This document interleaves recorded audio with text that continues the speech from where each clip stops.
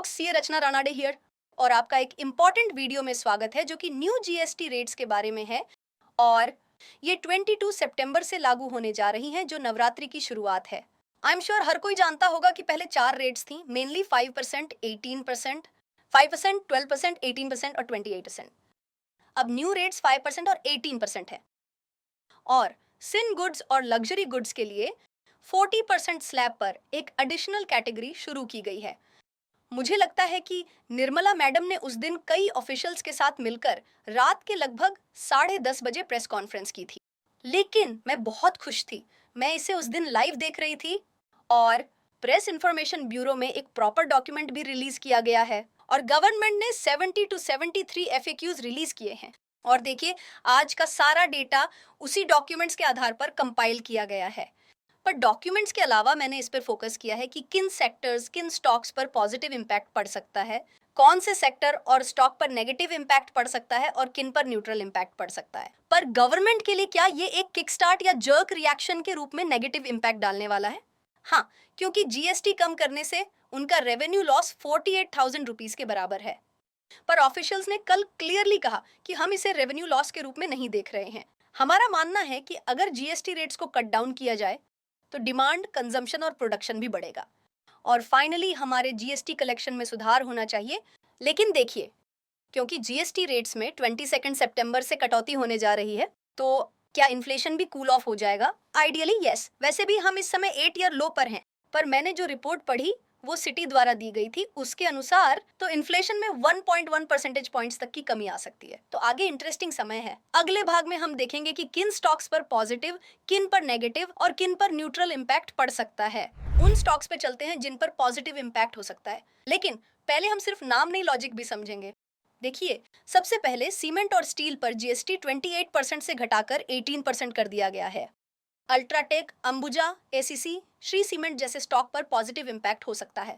Please remember, मैं stock tips नहीं दे रही हूँ, ये स्टॉक टिप्स नहीं है, ये इन सभी स्टॉक्स पर एक न्यूज इम्पैक्ट है।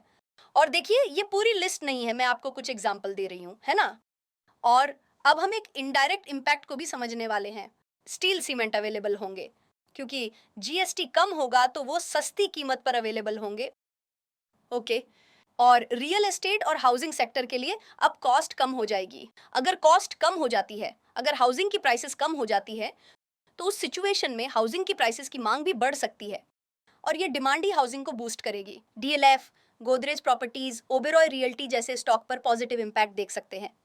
टू व्हीलर्स बाइक की बात करें तो जो बाइक 350 सीसी या उससे कम कैपेसिटी की है, उन पर अब 18% टैक्स लगेगा।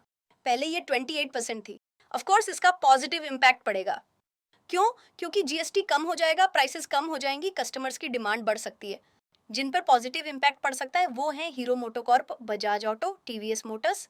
कार्स की बात करें तो पेट्रोल के लिए 1200 सीसी से कम, डीजल के लिए 1500 सीसी से कम तथा जिनकी लंबाई 4000 मीटर से कम हो। अब इन पर 18% टैक्स लगेगा, पहले इन पर 28% टैक्स था। तो पॉजिटिव इम्पैक्ट वाले स्टॉक हैं मारुति सुजुकी और टाटा मोटर्स जैसे हो सकते हैं। ऑफ कोर्स महिंद्रा भी बेनिफिशियरी हो सकती है आगे बढ़ते हुए। लेकिन बाय द वे, अभी हमने जो भी बात की ये हमारी डेली एक्सपेंडिचर आइटम्स नहीं है ना। स्मॉल कार्स 5 से 7 साल में एक बार खरीदी जाती हैं। टू व्हीलर्स व्हीकल 3 से 5 साल में एक बार खरीदे जाते हैं। घर लाइफ में एक बार। अब हम अपने एक्सपेंसेस के बारे में बात करते हैं। ये एवरीडे एक्सपेंसेस हो सकते हैं, जैसे डेयरी और packaged foods. Ultra high temperature वाले दूध की बात करें तो अब इस पर 0% टैक्स लगेगा। अगर आप सोच रहे हैं कि अन्य दूध का क्या, नॉर्मल दूध जो हम दूध वाले भैया से खरीदते हैं, वैसे भी वो 0% पे हुआ करता था, तो कोई चेंज नहीं हुआ। पनीर, पहले खुला पनीर जो हम दुकानों से खरीदते थे, डेयरी दुकानों से, तो उस पर 0% से कम टैक्स लगता था। लेकिन प्री पैक्ड पनीर या अगर हम लेबल वाले पनीर की बात करें तो देखिए, ये सभी पहले 5% चार्जेबल कैटेगरी में आते थे, लेकिन अब इन पर 0% टैक्स लगेगा। कंडेंस्ड मिल्क, बटर, चीज की बात करें तो पहले इन पर 12% टैक्स लगता था, अब 5% है। ओके। और वीगन्स की बात करें तो ऐसे लोग जो सिर्फ आलमंड मिल्क, सोया मिल्क लेते हैं, और ऐसे कई तरह के वीगन मिल्क होते हैं जो मार्केट में अवेलेबल हैं। ओके। और कोकोनट मिल्क भी है, of course plant based milk, है ना। पहले उन पर 12% या 18% टैक्स लगता था, अब 5% टैक्स लगेगा। तो ये एफएमसीजी स्टॉक्स है, जैसे नेस्ले, हडसन एग्रो, पराग मिल्क फूड, एचयूएल, इन सभी पर पॉजिटिव इम्पैक्ट पड़ेगा। और देखिए, मेरे जैसे कुछ लोग होते हैं जिनको अक्सर अपना चश्मा भूलने या तोड़ने की आदत होती है। हमारे लिए करेक्टिव आईवेयर या करेक्टिव चश्मा भी है। एग्जाम्पल, अगर ये नंबर्ड है, अब उनसे 18% की बजाय 5% टैक्स लिया जाएगा। ओके, पर अगर सनग्लासेस का उपयोग सिर्फ खुद को स्टाइल करने के लिए किया जाता है, या अगर वो पढ़ने के ग्लासेस नहीं हैं, ये अभी भी 18% पर ही रहेंगे। ठीक है। कंपनीज टाइटन कंपनी आई प्लस। लेकिन अगर हम कुछ आइटम्स के बारे में बात करते हैं, ये लग्जरी आइटम्स हैं, जैसे डिश वॉशर या कुछ प्रकार के टीवीज। और वैसे पहले के टीवी की भी एक लिमिट होती थी। ओके, अगर वो 32 इंच से ज्यादा होते थे तो उन पर हायर रेट से टैक्स लगाया जाता था। इससे कम वालों पर 18% टैक्स लगाया गया। पर अब कोई भी टीवी, चाहे वो small size screen, big size screen हो, सभी 18% पर हैं।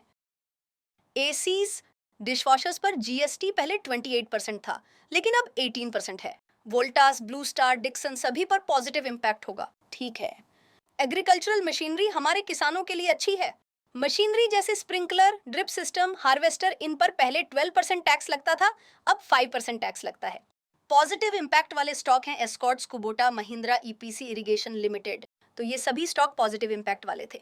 अगले भाग में हम नेगेटिव और न्यूट्रल इम्पैक्ट वाले स्टॉक के बारे में बात करेंगे। चलिए, अब हम कुछ ऐसे एक्सपेंसेस से शुरुआत करते हैं जो हम तब करते हैं जब हम पार्टी करते हैं, हमारे कुछ दोस्त आते हैं। तो ऐसे बेवरेजेस हैं जैसे पेप्सी या कोक, तो ये सभी कार्बोनेटेड बेवरेजेस हैं।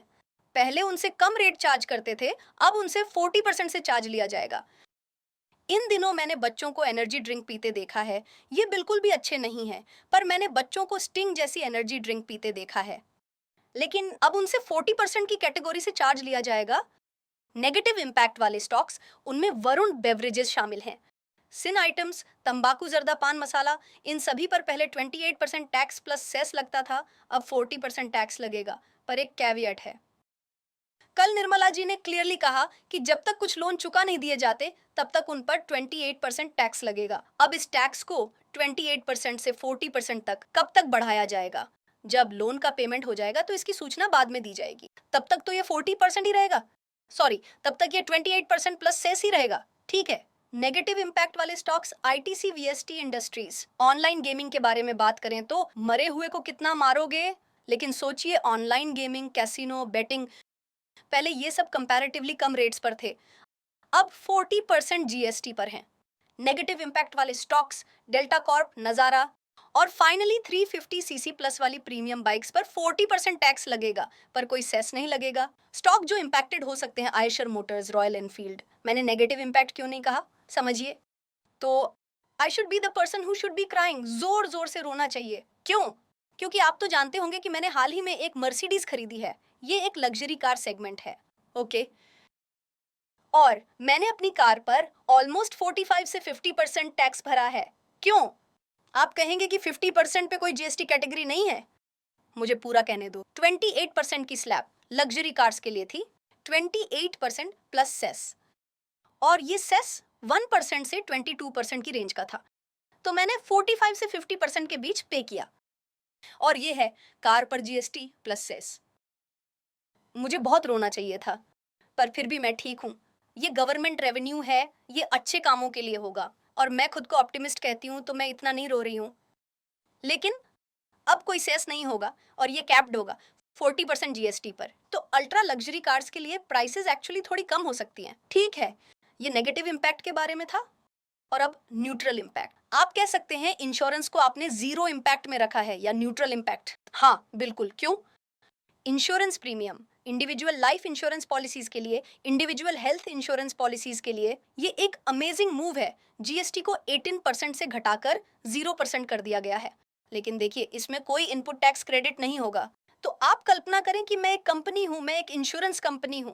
पहले मैं 18% प्रीमियम कलेक्ट करती थी, नहीं सॉरी, मैं प्रीमियम पर 18% जीएसटी कलेक्ट करती थी। लेकिन अब मैं प्रीमियम पर 0% जीएसटी कलेक्ट करूंगी।